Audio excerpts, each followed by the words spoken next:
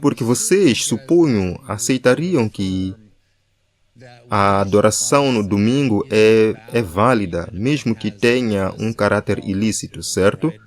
Há um aspecto de ilegalidade porque deveria ser no sábado, mas se eu for à igreja no domingo, ainda assim a adoração é válida no sentido de que Deus continua a ser adorado pela minha igreja. Presumo isso.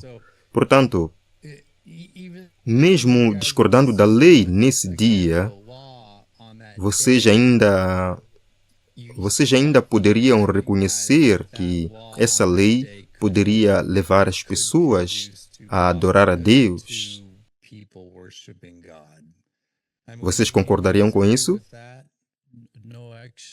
Não, na verdade, nós não concordaríamos com isso. Nós também rejeitaríamos a lei se ela fosse aplicada ao sábado. Portanto, rejeitamos a lei com base no fato de que ela é inteiramente coerciva. Eu até poderia concordar, Stephen, com o que você está dizendo no sentido mais amplo, que se pode adorar a Deus em qualquer dia de semana. Deus pode ser adorado em qualquer dia da semana. No entanto, existe apenas um dia que é estabelecido nos 10 mandamentos em que devemos descansar. E também há ali um mandamento para trabalhar nos outros 6 dias. Portanto, a questão é historicamente como isso aconteceu e temos aqui um artigo, ou basicamente uma compilação de diferentes jornais. Voltamos à pesquisa da década de 1880 e encontramos esses artigos. E há inclusive fotos de adventistas que estavam em grupos de trabalho forçado, em pedreiras, quebrando pedras porque trabalharam no domingo.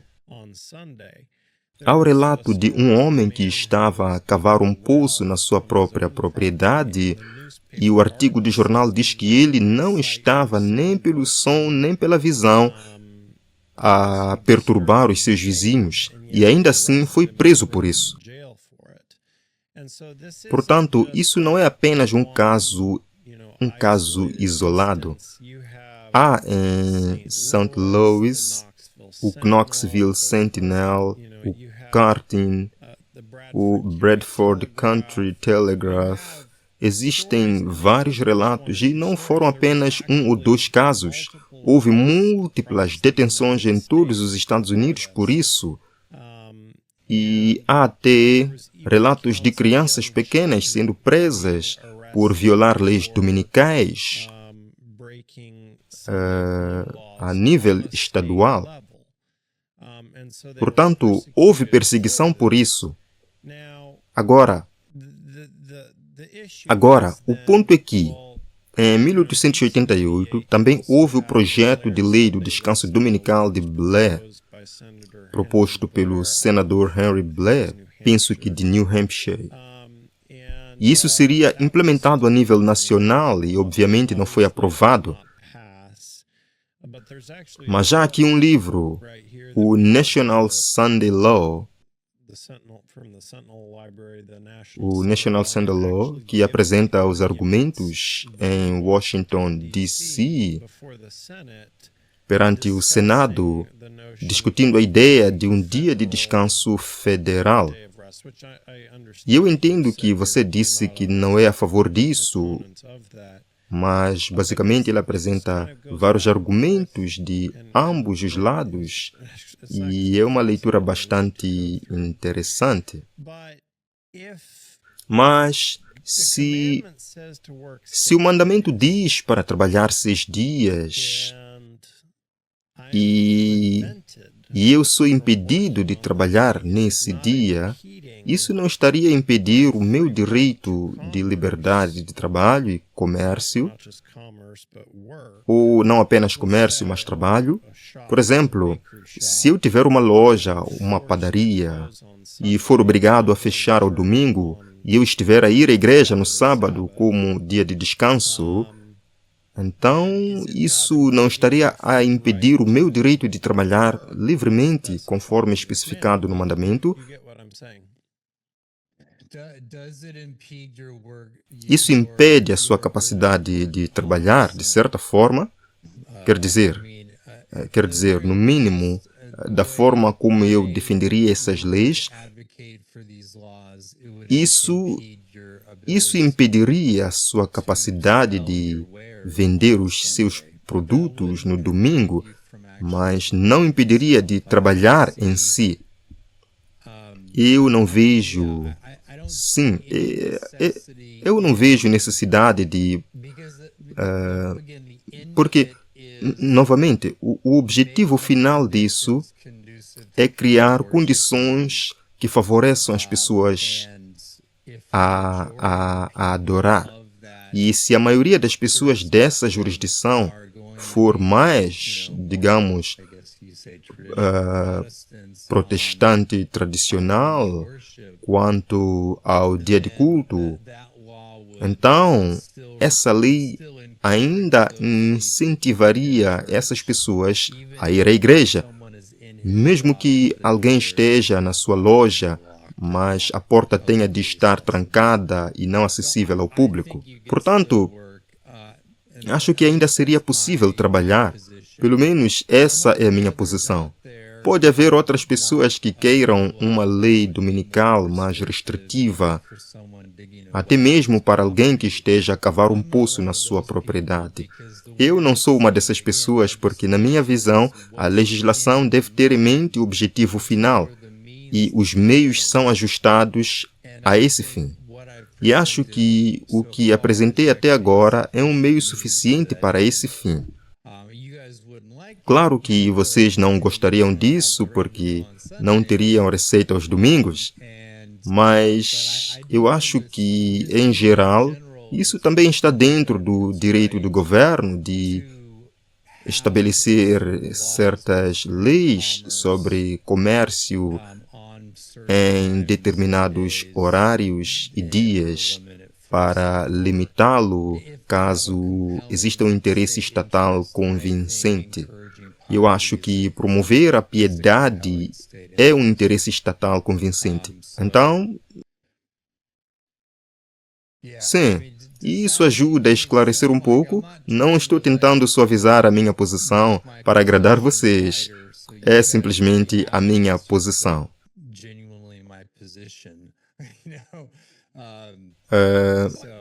O que você destacou é que, com base no que você disse, parece haver uma preocupação genuína de que tenhamos um país que volte para Deus, que tenha um verdadeiro avivamento. Pelo menos eu acho que esse é o objetivo do que você está tentando transmitir.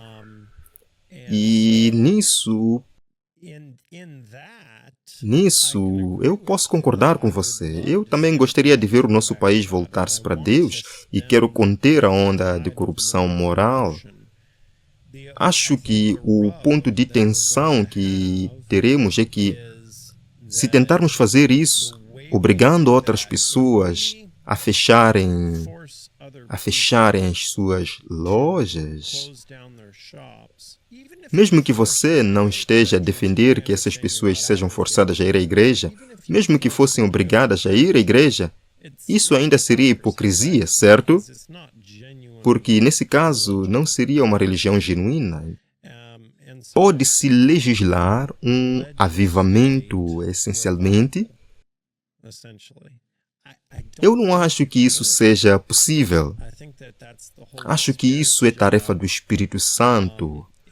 E então, Pastor Jason, você ainda não falou muito até agora. O que pensa sobre isso? Como podemos conter essa onda de corrupção moral? Primeiro, quero agradecer muito por ter vindo conversar conosco, Dr. Wolf. Acho que muito do que você compartilha é realmente muito bonito.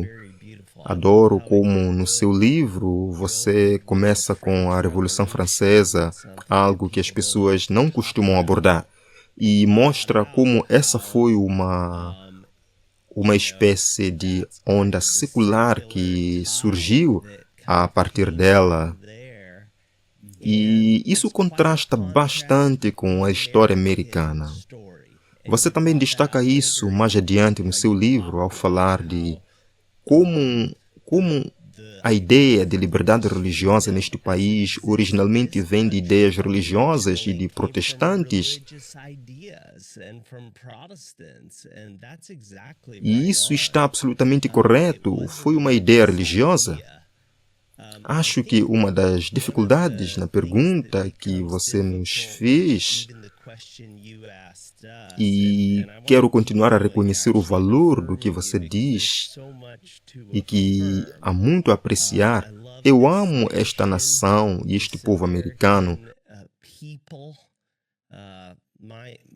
Minha mãe costumava dizer: você é tão americano quanto uma torta de maçã, porque um dos meus antepassados veio no Mayflower. Há muito para amar este povo. E queremos ver esta nação florescer em tudo que Deus a destinou a ser. Acho também que, ao longo de nossa história, vimos Deus usar esta nação e agir através do seu povo para realizar muito bem. E essa palavra bem é muito importante para você. Tenho valorizado a forma como você usa essa palavra bem ao dizer que o nacionalismo cristão envolve buscar tanto o bem terreno quanto o bem celestial. E talvez aí esteja parte da nossa diferença entre o bem terreno e o bem celestial.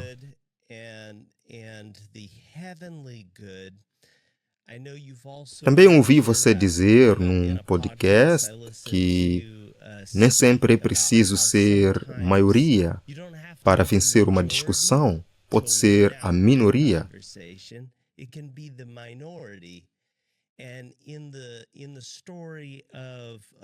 Na história do governo americano e da fundação desta nação, parece que foi uma minoria de protestantes dissidentes, como Roger Williams, por exemplo, com a sua ideia das 2 tábuas do Decálogo. Os 4 primeiros mandamentos referem-se à adoração a Deus e os 6 restantes às relações entre os seres humanos, e que o governo tem responsabilidade em relação ao bem comum na 2ª tábua dos mandamentos, mas não pode compelir a consciência, nem tem competência para legislar de deveres do homem para com Deus. Isso veio dessa tradição protestante dissidente e do impulso básico do protestantismo, de que o indivíduo, guiado pela sua consciência sob a autoridade exclusiva das Escrituras, toma decisões morais, e o Estado deve respeitar isso.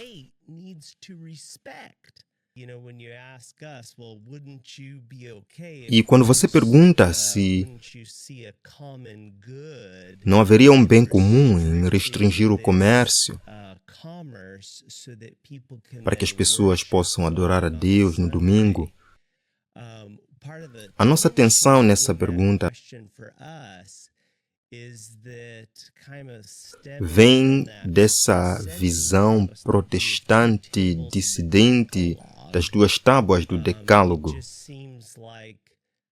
Então, a minha pergunta para você seria: como você avalia essa tradição protestante dissidente de limitar o governo à legislação apenas da 2ª tábua do Decálogo? Como você vê isso na história americana e qual é a sua validade nesta conversa hoje? Sim, há muito que eu poderia dizer sobre isso. Você mencionou o meu tema favorito, que é Roger Williams. Não sou fã dele, para dizer o mínimo, mas sim, acho que os dissidentes, para colocar de forma geral, os dissidentes foram para o extremo de dizer que o Estado não tem qualquer interesse na piedade religiosa. E isso fazia algum sentido quando estávamos numa sociedade maioritariamente protestante ou maioritariamente cristã, onde todos os vizinhos eram cristãos de algum tipo, fosse de forma genuína ou apenas nominal. Isso faz bastante sentido e consigo entender como alguém nos séculos XVIII e XIX poderia dizer algo como: por que não manter o Estado afastado da religião? Estamos a funcionar bem assim. No entanto, acho que essa perspectiva nos últimos 50 anos, mas especialmente nos últimos 20 anos, começou a sofrer pressão. E isso não é apenas porque as pessoas deixaram a religião cristã, mas também porque provavelmente há mais pessoas nominais do que reconhecemos. Mas agora também temos muita imigração de pessoas que não são cristãs. E por isso esse princípio em si passou a estar sob tensão.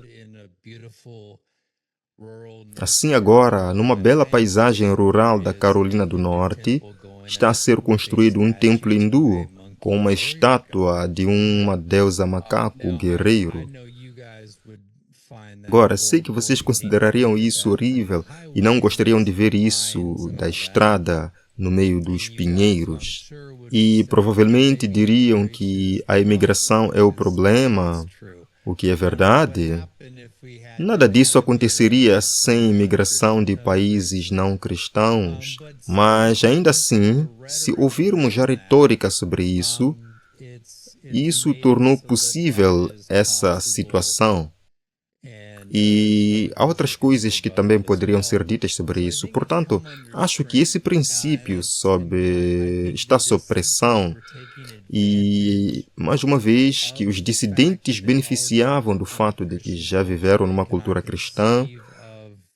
Eles não conseguiam conceber o povo americano apenas como um conjunto de seres humanos que pudesse aceitar religiões estrangeiras ou pessoas de religiões estrangeiras a virem e a fazerem algo assim. Quero discordar um pouco da sua forma de apresentar os protestantes dissidentes como basicamente dizendo que o governo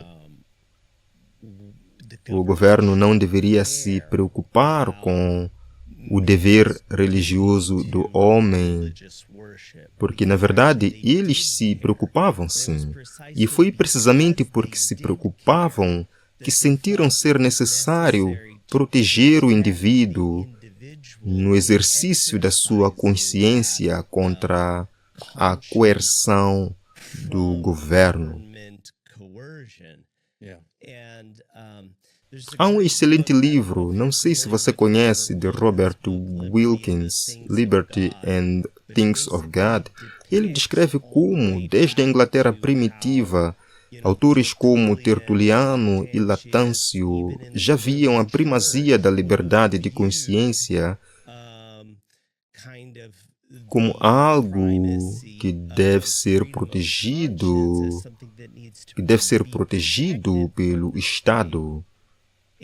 E quando ouço você mencionar no seu livro o título de Príncipe Cristão, isso para mim remete imediatamente ao período logo após o assentamento da Reforma e a Paz de Augsburgo, em que cada príncipe determinava que toda a sua região ou os seus súditos deviam seguir a sua própria fé.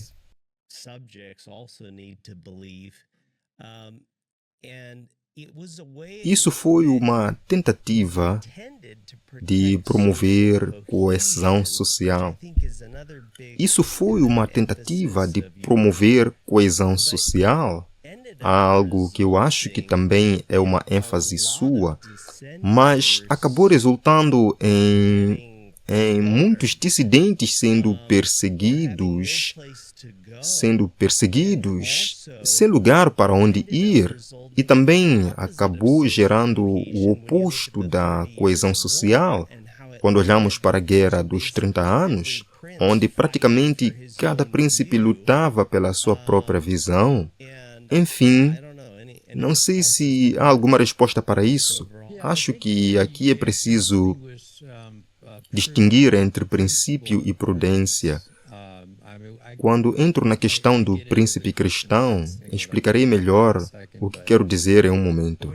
Mas ao distinguir o princípio e prudência, eu diria que, em princípio, é possível ter uma igreja estabelecida e suprimir religiões falsas, até mesmo prender hereges.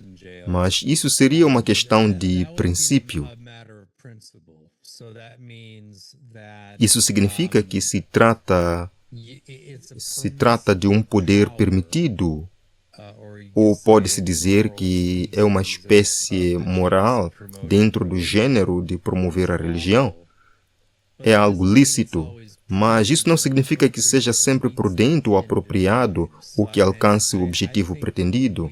Acho que, quando consideramos o contexto americano, mesmo voltando à Nova Inglaterra puritana, podemos reconhecer que houve um desenvolvimento na aplicação prudencial desse princípio.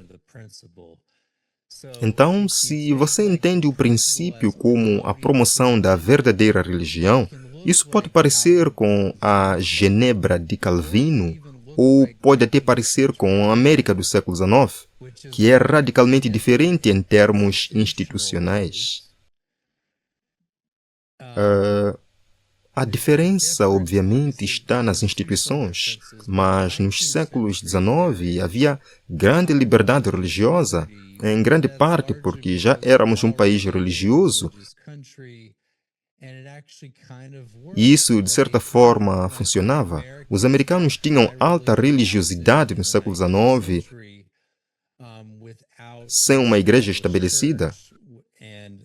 E claro que havia leis dominicais e leis contra a blasfêmia e tudo isso, mas a cultura em si sustentava esse sistema. Nesse sentido, a própria nação promovia a verdadeira religião, mas hoje temos um ambiente diferente. Temos um ambiente totalmente diferente. E esse princípio precisa ser aplicado de outra forma. Então, novamente, não sou contra, em princípio, a desestabilização de uma igreja oficial. Não sou contra remover algumas dessas leis que restringiam grupos dissidentes e agora permitem que sejam livres para agir como quiserem. Mas quando se está em condições diferentes, isso significa que o princípio precisa ser aplicado de maneira diferente. E acredito que, nas condições atuais, no mínimo, isso significa que deveríamos ter um interesse nacional em restringir o culto pagão ou falso, ou seja, um culto não cristão. E deveríamos ter interesse em restringir a imigração de países desse tipo. Mesmo países da América Latina, onde há um catolicismo muito nominal, eu também considero isso uma ameaça ao interesse nacional. Então, é aqui que eu abordaria essa questão. Sempre que falamos em promover a verdadeira religião, as pessoas voltam a Genebra ou aos batistas sendo açoitados em New Haven ou Boston. Mas não é disso que estou falando. Eu preferiria algo mais próximo do arranjo do século XIX, onde há ampla liberdade religiosa mas também uma consciência nacional de que somos um povo cristão. E isso se expressa na vida nacional e nas políticas, dependendo do contexto. Mas, enfim, isso é uma questão de política, ou seja, em princípio é permitido. Na prudência, varia. Espero que isso esclareça um pouco melhor. Não dá uma política concreta, mas evitar decisões concretas é meio a minha especialidade. No capítulo 9 da sua obra, uma das coisas que o Senhor afirmou foi que falou sobre Calvino e mencionou Genebra e, claro, aquela tradição de distinguir 3 graus de erro e, especificamente, que alguns graus de erro exigem a pena de morte. E uma das coisas que o Senhor comentou foi sobre Francisco Soares. Voltando novamente ao tema, aqui também poderíamos falar da tradição tomista, segundo a qual os hereges, em última instância, poderiam receber a pena capital. Temos aqui um livro, na verdade foi importado da Itália, que descreve parte da perseguição que os albigenses ou valdenses sofreram nos vales do Piemonte. Este livro, se não me engano, é dos anos 1650, por aí. Mas a pergunta que eu tenho é, ao falar de um retorno a esse ideal do século XIX, certamente no seu livro há princípios que remetem a períodos ainda mais antigos e até à história inicial dos Estados Unidos dentro de certas colônias. A terceira pena, por exemplo, para uma violação das leis dominicais era a pena de morte.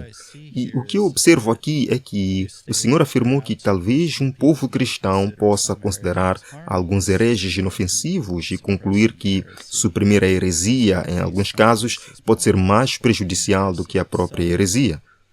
O ponto crucial aqui é que a ação civil contra hereges é, em princípio, justificada. E, obviamente, o Senhor enfatizou discernimento, cuidado, gentileza e prudência em relação aos diferentes graus de heresia. Mas para aqueles que persistem, aqueles que de forma firme dizem não vamos ceder neste princípio, o Senhor acabaria defendendo em última instância, pelo menos do que estou lendo no seu livro, e talvez eu esteja interpretando mal, esses princípios que Calvino, como o Senhor menciona Calvino, Francisco Soares e a tradição tomista sustentam de que para o herege que persiste, apesar de todas as advertências, a pena de morte poderia ser aplicada a esse indivíduo como uma ameaça à sociedade? Acho que, dado o contexto da sociedade e as suas características, e considerando a natureza da heresia, se for o tipo de heresia que realmente possa, de certa forma, derrubar o Estado e causar uma perturbação tão grande que se torne uma ameaça à própria sociedade, penso que isso poderia levar a esse tipo de medida. Acho que isso é moralmente permissível. Mas, mais uma vez, isso volta ao que eu disse antes. É preciso considerar qual é o fim que se está a buscar e se esse é o meio adequado para esse fim. Quer dizer, basta olhar para o início da Nova Inglaterra. Em Boston, por exemplo, os Quakers apareciam. E os Quakers eram considerados loucos na época. Hoje em dia pensamos nos Quakers como uma senhora liberal simpática, de cabelo curto, gritando no Estado por alguma causa, tipo sem reis ou algo assim. Mas naquela época eles eram vistos de forma bem diferente. Eles apareciam em Boston e causavam perturbações. Entravam no meio dos cultos e começavam a gritar e a insultar os ministros. Usavam roupas estranhas, eram pessoas bastante incomuns. E foram banidos de Boston 5 ou 6 vezes, com a ordem de que não poderiam estar ali, que deveriam ir para outro lugar. Mas eles voltavam deliberadamente, ou seja, iam com a intenção de perturbar. E, com o tempo, as punições foram ficando mais severas, porque eles não entendiam o recado de que não eram bem-vindos naquele lugar. Isso acabou levando, em última instância, à execução de 2 pessoas, mas mesmo naquela época, essa execução foi altamente controversa, até mesmo na Inglaterra. Havia pessoas escrevendo de Inglaterra para os ministros da Nova Inglaterra, dizendo: vocês não deveriam ter feito isso. E existem dinâmicas históricas envolvidas aí, como a Guerra Civil Inglesa e outros contextos. O ponto é que, em muitas dessas situações, você tem comunidades emergentes, comunidades construídas em torno de uma confissão, construídas em torno de uma confissão de fé. Você tem pessoas com zelo religioso que não entendem que não são desejadas naquele lugar e continuam voltando. No fim, se você pensa numa sociedade na Nova Inglaterra ou em contextos semelhantes, em algum momento algo precisa ceder e o objetivo acaba tendo de ser alcançado. Mas eu acho que na sociedade moderna, não creio que executar hereges seja um meio eficaz para esse fim. Enfim, o que você citou do livro, só para esclarecer, esse livro é principalmente de filosofia política ou teologia política em nível abstrato, não necessariamente aplicado diretamente aos Estados Unidos. Eu praticamente não menciono os Estados Unidos até o último capítulo e um pouco no epílogo. Então é preciso pegar os princípios, considerar o que é permitido em teoria e depois aplicá-los de forma prudencial num raciocínio político de meios e fins. E isso eu acho ajudaria a esclarecer muitas dessas confusões em torno do meu trabalho, porque as pessoas acabam não distinguindo entre o nível abstrato e a aplicação concreta disso. Posso apreciar isso e seria importante fazer essa distinção. E agradeço a tua ênfase em algo como é preciso compreender os tempos e a experiência histórica e ajustar em conformidade. O que dirias a alguém que diz, mas olhando para a história, quer seja o caso de Michael Servetus ter sido morto por Calvino, quer seja o caso de todos os batistas que... Quer dizer, tu mencionas algo como, e se as ideias religiosas deles ameaçam o próprio tecido da sociedade? Mas foi exatamente assim que os anabatistas foram vistos durante séculos. E quanto a João 11, verso 50, quando diz: nem considerais que vos convém que um homem mora pelo povo e que não pereça toda a nação? Ou seja, há mesmo nas Escrituras uma noção de que é melhor que um homem mora do que toda a sociedade cair no caos. E isso foi exatamente a justificação usada para crucificar o nosso Senhor e Salvador. E claro, isso foi injusto, matar um homem inocente.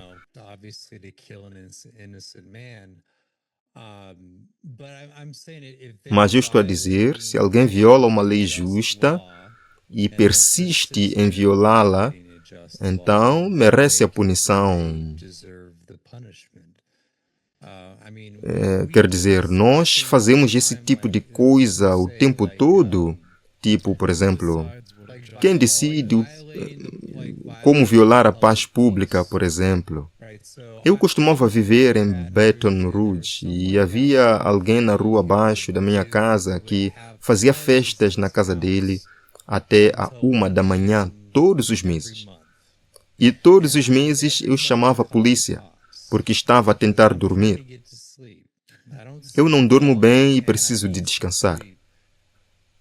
Ele não estava na minha propriedade, estava na dele. Não estava a agredir-me fisicamente, mas estava a perturbar a ordem pública. Então, eu chamava a polícia e ele nem sequer chegava a ser multado, mas eu estava a acionar a força do governo para manter a paz civil. E nós temos esse tipo de leis o tempo todo, em que se considera o que é melhor para a sociedade geral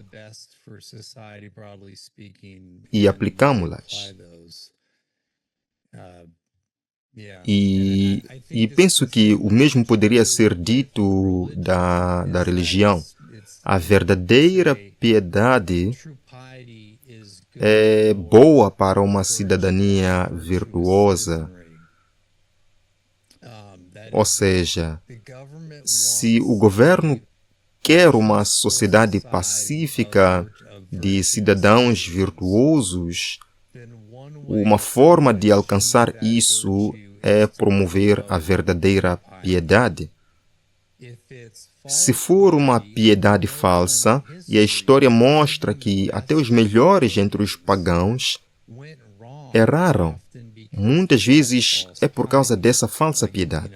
Por exemplo, eles podem reconhecer várias virtudes, mas quando entram na questão dos deuses, acabam por se inflamar com certos desejos que, no fim, são prejudiciais para a sociedade.